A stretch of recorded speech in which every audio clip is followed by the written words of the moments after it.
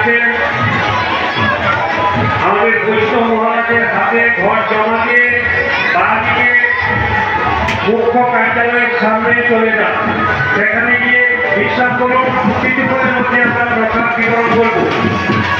যে সকল মায়েরা ঘর নিয়ে আসছে দয়া করে মহন্ত বা বৈষ্ণব মহাশয়ের হাতে ঘর জমা দিয়ে বাদিকে রাস্তা আছে মুখ্য কার্যালয়ের সামনে গিয়ে একটু বিশ্রাম করুন।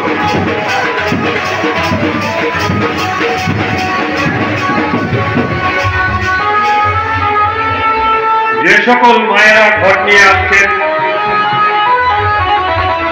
বৈষ্ণব মহারাজের হাতে ঘর জমা দিয়ে বাদিকে রাস্তা আছে জমা দিয়ে মুখ্য কার্যালয়ের সামনে গিয়ে বিশ্রাম করুন।